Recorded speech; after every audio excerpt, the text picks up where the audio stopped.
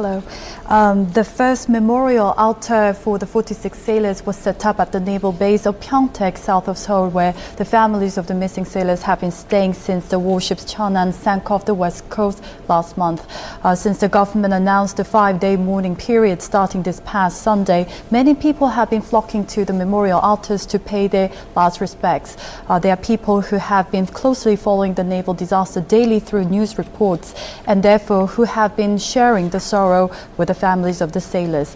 Even in the pouring rain, a seemingly endless amount of mourners streamed in to the altar at Seoul City Hall on Monday. Rain or no rain could not stop the mourners from saying their final goodbyes to the 46 sailors killed in the sinking of the Cheonan last month. Thousands of people have been streaming in since memorial altars were set up around the country on Sunday for the young men who lost their lives in the West Sea. These mourners shared the pain with the family of the 46 sailors who lost their lives in the naval disaster, and now they are flocking in to pay their last respects. President Lee Myung-bak was among them on Monday, visiting the altar at Seoul City Hall. With a solemn face, President Lee wrote in the condolence book, "Korea will never forget your honorable sacrifice." Soldiers in neatly pressed uniforms also lined up in front of 46 photographs of the sailors. The entire nation feels sadness over the young sailors' death. Now it is time for us to continue their mission and carry on with our lives so that they can rest in peace. On the night of March 26, the Cheonan sank off the west coast with 46 of its 104 crew members. When the broken vessel was salvaged 3 weeks later, the bodies of 40 seamen were found, but 6 others are still missing and have been classified as killed in action. With the cause of the sinking still not confirmed, a multinational team of investigators tentatively concluded a close-range external explosion is the reason for the 1,200-ton Navy corvette Cheonan sinking.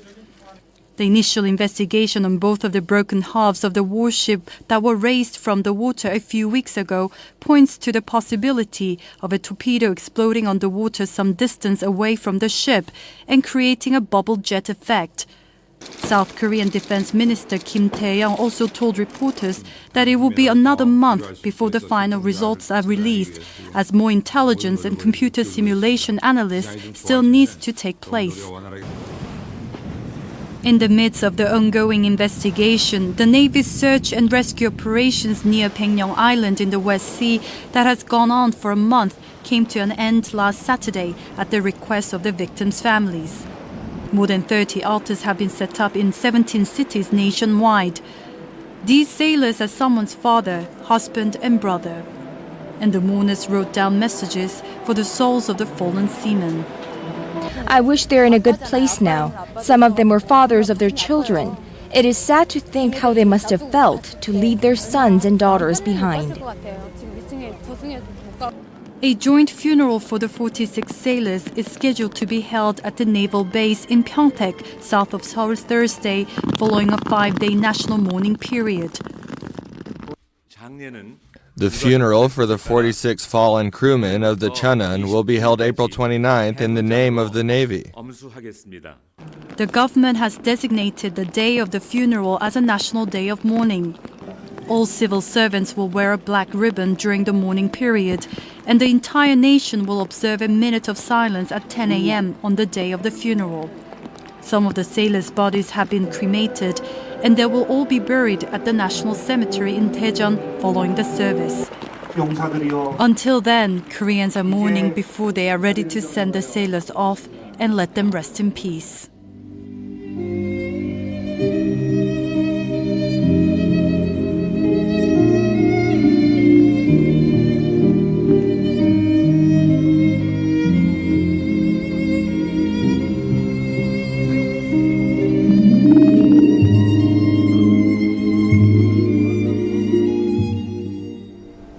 Now, the entire nation is surely mourning with the victims' families, but unfortunately, even after the funeral, I don't think the bereaved families would get closure until the government finds out what caused the blast and hold accountable for those who are responsible. Right. Now tell us more about the funeral plans. Well, as I have mentioned earlier, the funeral will take place at the naval base of Pyeongtaek at 10 in the morning for 2 hours. As I said, the Navy's 2nd Fleet Command in Pyeongtaek is the place where families of the missing sailors have been staying since the naval disaster, desperately waiting for the last miracle to see their loved ones returning alive. The funeral will be presided by Chief of Naval Operations Admiral Kim Sung-chan, with the government and military officials expected to attend the ceremony.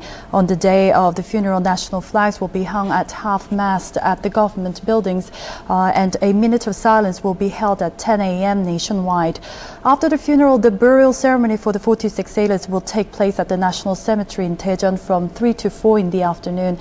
It is beyond description to know how much pain and grief the families of the 46 sailors have to go through, but the entire nation is expected to share the sorrow with the families on that day.